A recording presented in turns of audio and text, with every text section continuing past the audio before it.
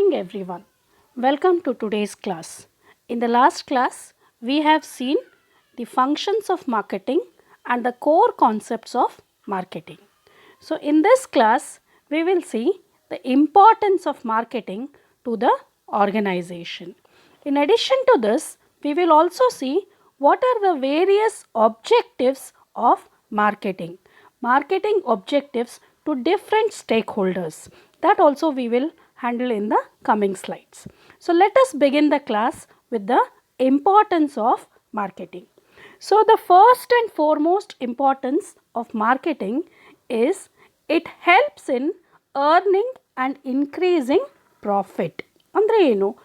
S, ಮಾರ್ಕೆಟಿಂಗ್ದಿಂದ ನಮಗೆ ಪ್ರಾಫಿಟನ್ನು earn ಮಾಡೋಕ್ಕೆ, ಗಳಿಸೋಕ್ಕೆ ಮತ್ತು ಅದನ್ನು ಹೆಚ್ಚಿಗೆ ಮಾಡೋಕ್ಕೆ ಒಂದು ಸಹಾಯ ಆಗ್ತದೆ. ಯಾಕಂತಂದರೆ ನಾವು ಕಸ್ಟಮರ್ಸ್ ಬೇಕಾದಂಥ ಗೂಡ್ಸನ್ನು ನಾವು ಪ್ರೊಡ್ಯೂಸ್ ಮಾಡಿ ಅವುಗಳನ್ನು ಮಾರಾಟ ಮಾಡಿದಾಗ ಕಸ್ಟಮರ್ಸ್ ಬೇಕಾದಂಥ ಗೂಡ್ಸನ್ನು ಅರ್ಥ ಮಾಡಿಕೊಂಡು ಅವುಗಳನ್ನು ಪ್ರೊಡ್ಯೂಸ್ ಮಾಡಿ ಮಾರ್ಕೆಟ್ ಮಾಡಿದಾಗ ಜಾಸ್ತಿ ಕಸ್ಟಮರ್ಸ್ ಅದನ್ನು ಕೊಂಡ್ಕೊಳ್ಳೋದ್ರಿಂದ ಸೇಲ್ಸ್ ಜಾಸ್ತಿಯಾಗಿ, ಮಾರಾಟ ಜಾಸ್ತಿಯಾಗಿ ಅದರಿಂದ ಕಂಪನಿಗೆ ಆದಾಯ ಆಗ್ತದೆ, ಕಂಪನಿಗೆ ಪ್ರಾಫಿಟ್ ಆಗ್ತದೆ. ಆ್ಯಂಡ್ ಇದ್ದಂಥ ಪ್ರಾಫಿಟ್ ಕೂಡ ಜಾಸ್ತಿಯಾಗೂ ಚಾನ್ಸಸ್ ಇರ್ತದೆ. So the first important function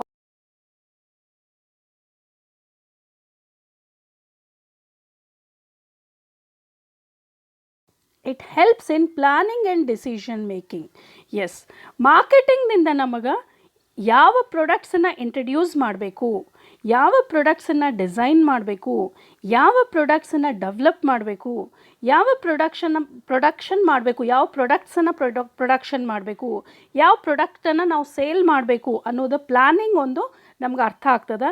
ಮತ್ತು ಆ ಪ್ಲ್ಯಾನ್ ಮೇಲೆ ನಾವು ಡಿಸಿಷನ್ ತೊಗೊಳಕ್ಕೆ ಈಸಿ ಆಗ್ತದೆ. ನಾವು ಯಾವುದೋ ಡಿಸಿಷನ್ ತೊಗೊಳಕ್ಕೆ ಮಾರ್ಕೆಟಿಂಗ್ ನಮಗೆ ಹೆಲ್ಪ್ ಮಾಡ್ತದೆ. ಹೆಂಗೆ ಮಾಡ್ತದೆ ಅಂತಂದ್ರೆ ನಿನ್ನೆ ಫಂಕ್ಷನ್ಸಲ್ಲಿ ಹೇಳಿದೆ, ಮಾರ್ಕೆಟ್ ರಿಸರ್ಚ್, ಮಾರುಕಟ್ಟೆ ಸಮೀಕ್ಷೆ ಅಂತ ನಾವು ಒಂದು ಪ್ರಾಸೆಸನ್ನು ಮಾಡ್ತೀವಿ. ಅಲ್ಲಿ ನಮಗೆ ಯಾವ ಪ್ರಾಡಕ್ಟ್ಸ್ ಕಸ್ಟಮರ್ಸ್ ಬೇಕು ಅನ್ನೋದನ್ನು ಅರ್ಥ ಮಾಡ್ಕೊತೀವಿ.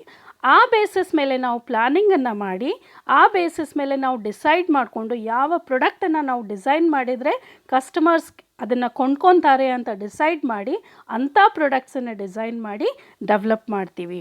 So marketing helps in planning and decision making. Third one, marketing is a source of new ideas. Yes, ಮಾರ್ಕೆಟಿಂಗ್ನಿಂದ ನಮಗೆ ಹೊಸ ಐಡಿಯಾಸ್ಗಳು ಬರ್ತದೆ. ಸೊ ನಿಮಗೆಲ್ಲರಿಗೂ ಗೊತ್ತಿರಬೇಕು, ಈಗ ಫಸ್ಟ್ ಫೋನ್ ಬಂದಾಗ ಭಾಳ ಸಿಂಪಲ್ ಆದಂಥ ಫೋನ್ ಇತ್ತು. GPS ಮುಖಾಂತರ ಅಥವಾ GPS ಏನೂ ಇದ್ದಿದ್ದಿಲ್ಲ, ಜಸ್ಟ್ ಒಂದು ಫೋನ್ ಇತ್ತು, ಬರೀ ಇನ್ಕಮಿಂಗ್ ಔಟ್ಗೋಯಿಂಗ್ ಅಷ್ಟೇ ಇತ್ತು. ಸೊ ಅದರಲ್ಲಿ ಹೊಸ ಇಂಪ್ಲಿಮೆಂಟೇಷನ್ಸ್ ಆಯಿತು, ಹೊಸ ಟೆಕ್ನಾಲಜಿ ಆ್ಯಡ್ ಆಯಿತು, ಹೊಸ ಫೀಚರ್ಸ್ ಆ್ಯಡ್ ಆಯಿತು.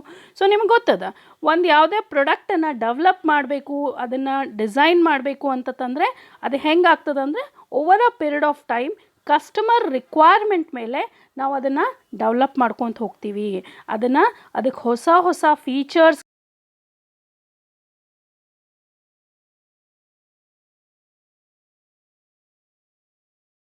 ಐಡಿಯಾಸ್ ಬರುವಂಥ ಒಂದು ಚಾನ್ಸಸ್ ಇರ್ತದೆ.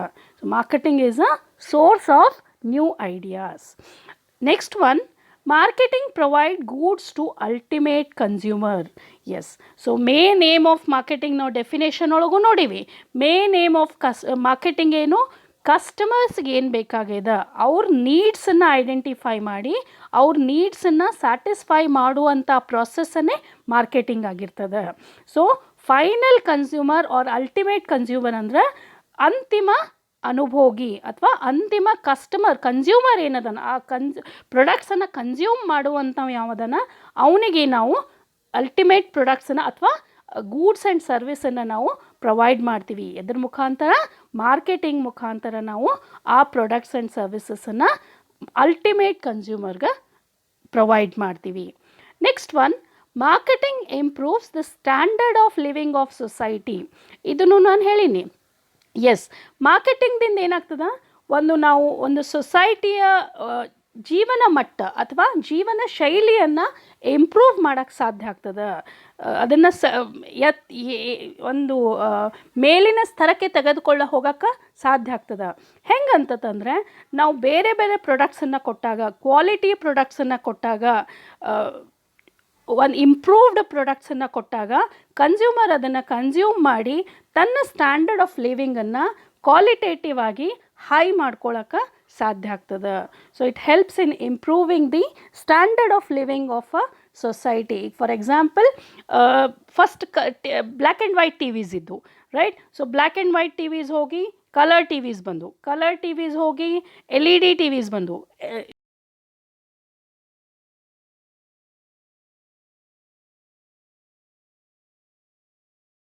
ಕನ್ಸ್ಯೂಮರ್ದ ಸ್ಟ್ಯಾಂಡರ್ಡ್ ಆಫ್ ಲಿವಿಂಗ್ ಇಂಪ್ರೂವ್ ಆಕ್ಕೊಂತ ಹೋಗ್ತದೆ. ಸೊ ಇದೆಲ್ಲ ಎದರಿಂದ ಸಾಧ್ಯ ಅದ ಅಂತಂದರೆ ಮಾರ್ಕೆಟಿಂಗ್ ಇದನ್ನೆಲ್ಲ ಸಾಧ್ಯ ಮಾಡ್ತದೆ. ಹೆಂಗೆ ಸಾಧ್ಯ ಮಾಡ್ತದೆ ಅಂದರೆ ಕನ್ಸ್ಯೂಮರ್ ರಿಕ್ವೈರ್ಮೆಂಟ್ಸನ್ನು ಅರ್ಥ ಮಾಡಿಕೊಂಡು, ಕನ್ಸ್ಯೂಮರ್ ನೀಡ್ಸನ್ನು ಅರ್ಥ ಮಾಡಿಕೊಂಡು, ಕನ್ಸ್ಯೂಮರ್ ಬೇಕು ಬೇಡಗಳನ್ನು ಅರ್ಥ ಮಾಡಿಕೊಂಡು ಆ ಪ್ರಾಡಕ್ಟ್ಸನ್ನು ಡಿಸೈನ್ ಮಾಡಿದಾಗ ಆ ಪ್ರಾಡಕ್ಟ್ಸ್ನಿಂದ standard of living of the society enhance ಆಗುವಂಥ ಚಾನ್ಸಸ್ ಅದ.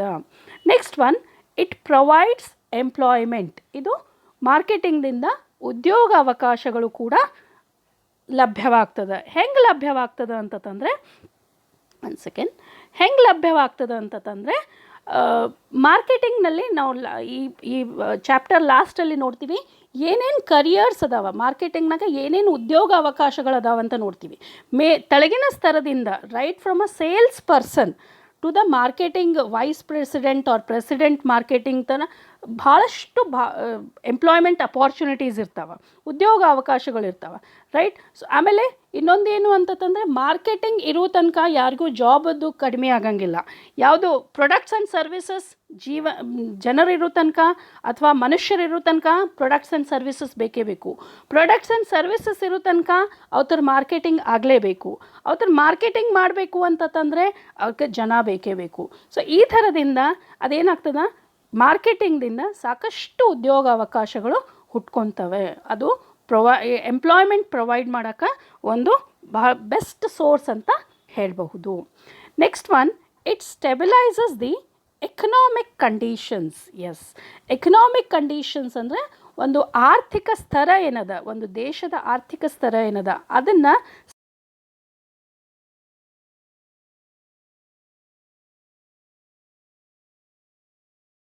ಅಂತಂದರೆ ಏನಾಗ್ತದೆ, ಯಾವ ಬೇಕಾದ ಪ್ರೊಡ್ಯೂಸರ್, ಯಾವ ಬೇಕಾದ ಮ್ಯಾನುಫ್ಯಾಕ್ಚರ್ ತನಗೆ ಬೇಕಾದಂಥ ಪ್ರೈಸಸ್ಸನ್ನು, ಪ್ರಾಡಕ್ಟದು ಪ್ರೈಸಸ್ಸನ್ನು ಸೆಟ್ ಮಾಡಿಕೊಂಡು ಕಸ್ಟಮರ್ಗೆ ಒಂದು ಮೋಸ ಮಾಡ್ಬೋದು, ಅಥವಾ ಕಸ್ಟಮರ್ ಕಡೆಯಿಂದ ಜಾಸ್ತಿ ದುಡ್ಡನ್ನು ಇಸ್ಕೋಬೋದು, ಕಡಿಮೆ ದುಡ್ಡನ್ನು ತನಗೆ ಬೇಕಾದ ಪ್ರೈಸನ್ನು ಅವನು ಸೆಟ್ ಮಾಡ್ಬೋದು. ಸೊ ಅದರಿಂದ ಏನಾಗ್ತದೆ, ಇನ್ಫ್ಲೇಷನ್ ಆಗುವಂಥ ಚಾನ್ಸಸ್ ಅದ, ಹಣದುಬ್ಬರ ಆಗುವಂಥ ಚಾನ್ಸಸ್ ಅದ, ಹಣ ಕುಸಿತ ಆಗುವಂಥ ಚಾನ್ಸಸ್ ಅದ. ಸೊ ಅದನ್ನೆಲ್ಲ ಒಂದು ಸ್ಟೆಬಿಲೈಸ್ ಮಾಡಬೇಕು ಅಂತಂದರೆ, ಅದನ್ನೆಲ್ಲ ಒಂದು ಸ್ಥಿರತೆ ತರಬೇಕು ಆ ಆರ್ಥಿಕ ಸ್ಥಿತಿಗತಿಯಲ್ಲಿ ಅಂತಂದರೆ ಅದಕ್ಕೆ ಮಾರ್ಕೆಟಿಂಗ್ ಭಾಳ ಇಂಪಾರ್ಟೆಂಟ್ ಆಗಿರ್ತದೆ. Last one, marketing increases national income. Yes, ಒಂದು ದೇಶದ ಆದಾಯ ಏನದ, ರೈಟ್?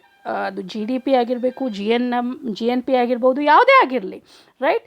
ಅದನ್ನು ಹೆಚ್ಚಿಗೆ ಮಾಡುವಂಥ ಒಂದು ಪ್ರಾಸೆಸ್ ಏನದ ಅಥವಾ ಒಂದು ಕ್ರಿಯೆ ಏನದ ಅದು ಮಾರ್ಕೆಟಿಂಗ್ ಆಗಿರ್ತದೆ.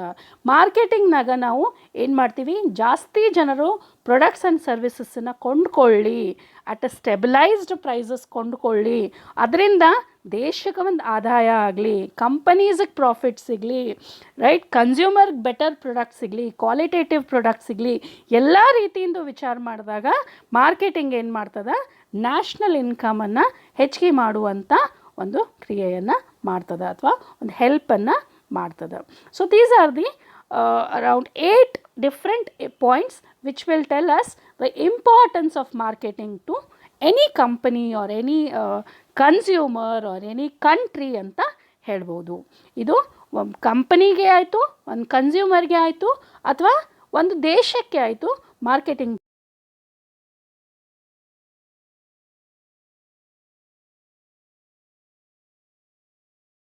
ಮಾರ್ಕೆಟಿಂಗ್ನ ಉದ್ದೇಶಗಳನ್ನು ನಾವು 3 ಹಂತಗಳಲ್ಲಿ ಕಲಿಬಹುದು.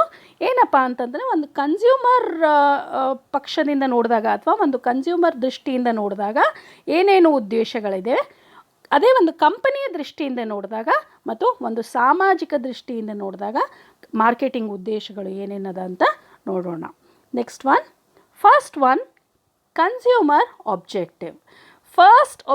First and foremost objective, which is the basis for definition also. ನಾವು ಡೆಫಿನೇಷನಲ್ಲಿ ಕೂಡ ಭಾಳ ಸಲ ಇದನ್ನು ಹೇಳಿದ್ದೀನಿ. First is to locate the needs of present customer and potential customers. ಅಂದರೆ ಈಗಿದ್ದಂಥ ನಮ್ಮ ಕಸ್ಟಮರ್ಸ್ ಅಥವಾ ಮುಂದೆ ನಮಗೆ ಆ ನೀಡನ್ನು ಸ್ಯಾಟಿಸ್ಫೈ ಮಾಡಿದಾಗ ಮುಂದೆ ಆಗುವಂಥ ಕಸ್ಟಮರ್ಸ್ಗಳ ಬೇಕು ಬೇಡುಗಳನ್ನು ಅಥವಾ ಅವರ ಅಗತ್ಯಗಳನ್ನು, ಅವರ ಅವಶ್ಯಕತೆಗಳನ್ನು ಐಡೆಂಟಿಫೈ ಮಾಡೋದು, ಗುರ್ತು ಹಿಡಿಯುವುದು, ಅದು first consumer objective of marketing ಅಂತ ಹೇಳ್ಬೋದು. ಏನದು? Needs of present customers and potential customers. Present customers needs requirements ಅಂತೂ ಫುಲ್ಫಿಲ್ ಮಾಡಬಹುದು. ಸಪೋಸಿಂಗ್ಲಿ ಒಬ್ಬ ವ್ಯಕ್ತಿ ಈಗ ಸದ್ಯಕ್ಕೆ ನಮ್ಮ ಕಸ್ಟಮರ್ ಇಲ್ಲ, ಬಟ್ ಅವ್ನು ಹೇಳ್ತಾನೆ ನನಗೆ ಇಂಥ ಪ್ರಾಡಕ್ಟ್ ಆಯ್ತಂದ್ರೆ ನಾನು ನಿಮ್ಮ ಪ್ರಾಡಕ್ಟನ್ನು ಪರ್ಚೇಸ್ ಮಾಡ್ತೀನಿ ಅಂತ ಹೇಳ್ತಾನೆ. ಸೊ ಅವಾಗೇನಾಗ್ತದೆ, ಆ ಪ್ರಾಡಕ್ಟನ್ನು ಡಿಸೈನ್ ಮಾಡಿದಾಗ ಅವ ಮುಂದೊಂದು ದಿನ ನಮ್ಮ ಕಸ್ಟಮರ್ ಆಗುವಂಥ ಚಾನ್ಸಸ್ ಇರ್ತದೆ. ಅಂಥವ್ನಿಗೆ ಏನಂತ ಕರಿತೀವಿ ನಾವು? Potential customer. It is also known as future customer ಅಂತ ಕೂಡ ಹೇಳಬಹುದು. So present customer and potential customer ರಿಕ್ವೈರ್ಮೆಂಟ್ಸ್ಗಳನ್ನು, ಅವಶ್ಯಕತೆಗಳನ್ನು ಐಡೆಂಟಿಫೈ ಮಾಡುವುದು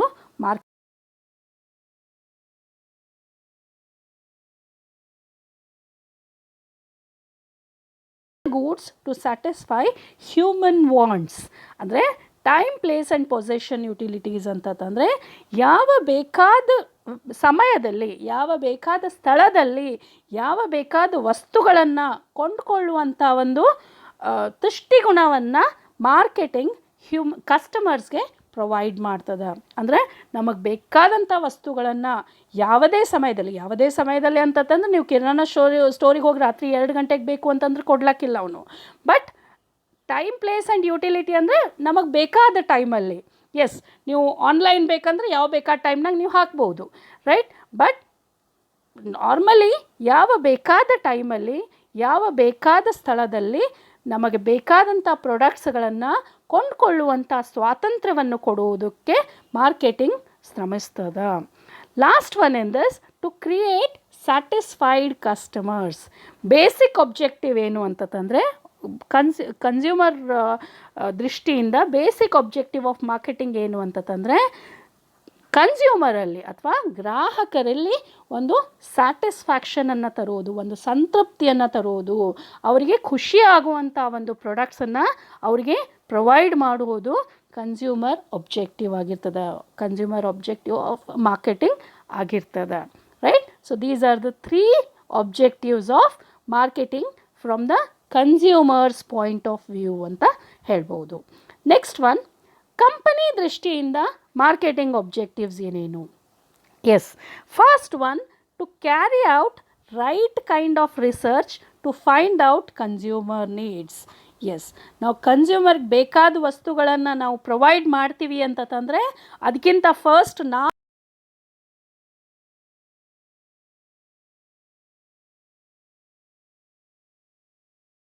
ಕನ್ಸ್ಯೂಮರ್ ರಿಕ್ವೈರ್ಮೆಂಟ್ ಇದೆ, ಅದನ್ನು ನಾವು ಸಮೀಕ್ಷೆ ಮಾಡಬೇಕು.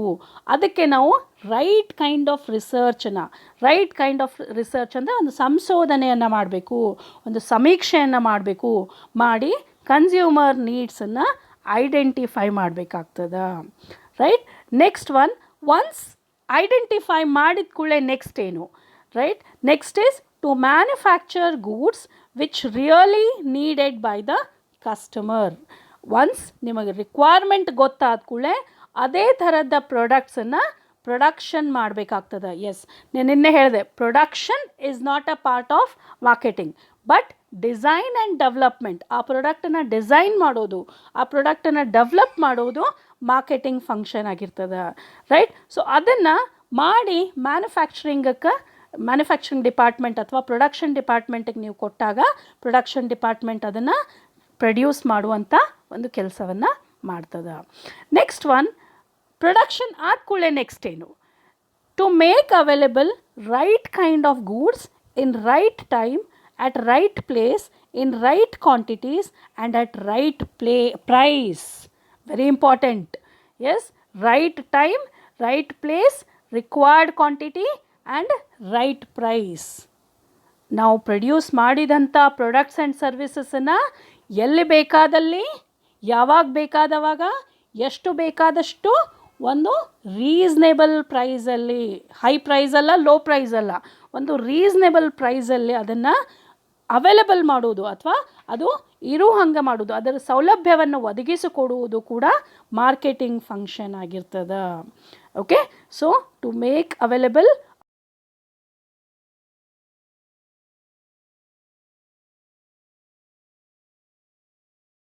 right kind of goods in right time at right place in required quantities and at the right price. Last one again, to create satisfied customers, to make them permanent customer, patronage ಅಂತ permanent customer of the company.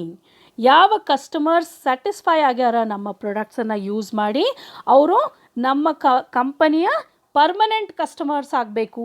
ಯಾವಾಗಲೂ ನಮ್ಮ company ಪ್ರಾಡಕ್ಟ್ಸನ್ನೇ ತೊಗೋಬೇಕು, ಯಾವಾಗಲೂ ನಮ್ಮ company ಸರ್ವಿಸಸ್ಸನ್ನೇ avail ಮಾಡಬೇಕು. ಅದನ್ನು ಮಾಡಬೇಕು ಅಂತಂದರೆ ನಾವೇನು ಮಾಡಬೇಕು, ಅವ್ರು ಸ್ಯಾಟಿಸ್ಫೈ ಆಗ್ಯಾರೋ ಇಲ್ಲೋ ಅಂತ ಅನ್ನೋದನ್ನು ಖಚಿತಪಡಿಸ್ಕೋಬೇಕಾಗ್ತದೆ. So that is also one of the main objectives of marketing. Next one, social objectives, right. So ಒಂದು ಸಮಾಜದ ದೃಷ್ಟಿಯಿಂದ ಅಥವಾ ಸಾರ್ವಜನಿಕರ ದೃಷ್ಟಿಯಿಂದ ಮಾರ್ಕೆಟಿಂಗ್ ಉದ್ದೇಶಗಳು ಏನು? ಎಸ್, ಇದ್ರ ಬಗ್ಗೆ ನಾವು ಆಲ್ರೆಡಿ ಮಾತಾಡೀವಿ. First one, to improve the standard of living of the society. ಒಂದು ದೇಶದ ಅಥವಾ ಒಂದು ಸಮಾಜದ ಜೀವನ ಮಟ್ಟವನ್ನು, ಜೀವನ ಶೈಲಿಯನ್ನು ಇಂಪ್ರೂವ್ ಮಾಡೋಕ್ಕೆ, ಹೆಚ್ಚಿಗೆ ಮಾಡೋಕ್ಕೆ, ಎನ್ಹಾನ್ಸ್ ಮಾಡೋಕ್ಕೆ ಮಾರ್ಕೆಟಿಂಗ್ ಭಾಳ ಉಪಯೋಗ ಆಗ್ತದೆ. ಹೆಂಗೆ ಉಪಯೋಗ ಆಗ್ತದೆ? ಬೇಕಾದ ಪ್ರಾಡಕ್ಟ್ಸ್ಗಳನ್ನು ಬೇಕಾದ ಸಮಯದಲ್ಲಿ, ಬೇಕಾದ ಸ್ಥಳದಲ್ಲಿ, ಬೇಕಾದ ಪ್ರೈಸ್ನಲ್ಲಿ ಅದನ್ನು ನೀವು ಪ್ರೊವೈಡ್ ಮಾಡಿದಾಗ ಕನ್ಸ್ಯೂಮರ್ಸ್ ಏನು ಮಾಡ್ತಾರೆ, ಕ್ವಾಲಿಟಿ ಪ್ರಾಡಕ್ಟ್ಸನ್ನು ಯೂಸ್ ಮಾಡೋಕ್ಕೆ ಶುರು ಮಾಡ್ತಾರೆ. ಕ್ವಾಲಿಟಿ ಪ್ರಾಡಕ್ಟ್ಸನ್ನು ಯೂಸ್ ಮಾಡೋಕ್ಕೆ ಶುರು ಮಾಡಿದಾಗ, ಈಗ ಫಾರ್ ಎಕ್ಸಾಂಪಲ್ ಮೊದಲು ನೀವು ಅನ್ಬ್ರ್ಯಾಂಡೆಡ್ ಪ್ರಾಡಕ್ಟ್ಸನ್ನು ಯೂಸ್ ಮಾಡ್ತಿದ್ರಿ ಅಥವಾ ಲೋಕಲ್ ಪ್ರಾಡಕ್ಟ್ಸನ್ನು ಯೂಸ್ ಮಾಡ್ತಿದ್ರಿ. ಈಗ ಲೋಕಲ್ ಪ್ರಾಡಕ್ಟ್ಸದ ಬೆಲೆಯಲ್ಲೇ ನಿಮ್ಗೆ ಬ್ರ್ಯಾಂಡೆಡ್ ಪ್ರಾಡಕ್ಟ್ಸ್ ಸಿಗ್ತಾ ಇದ್ದರೆ ನೀವೇನು ಮಾಡ್ತೀರಿ, ಬ್ರ್ಯಾಂಡೆಡ್ ಪ್ರಾಡಕ್ಟ್ಸನ್ನು ಯೂಸ್ ಮಾಡೋಕ್ಕೆ ಶುರು ಮಾಡ್ತೀರಿ.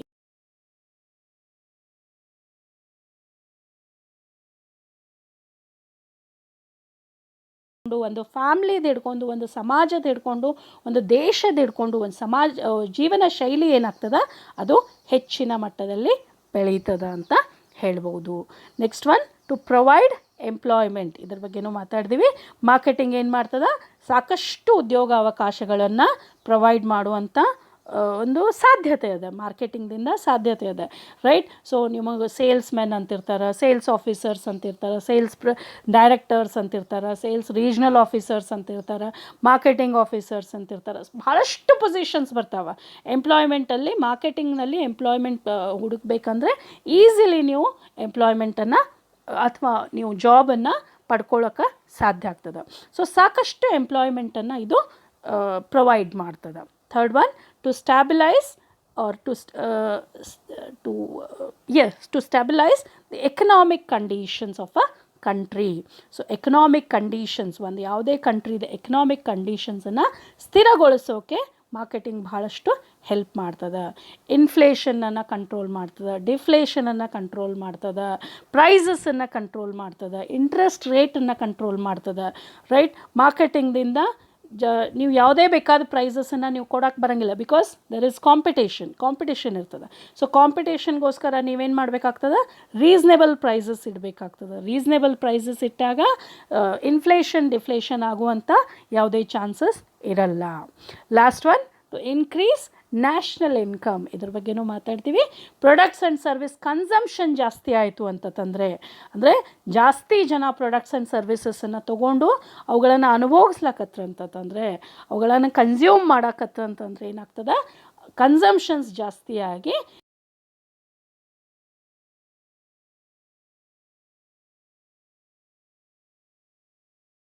have learned for today's class the importance of marketing and the objectives of marketing.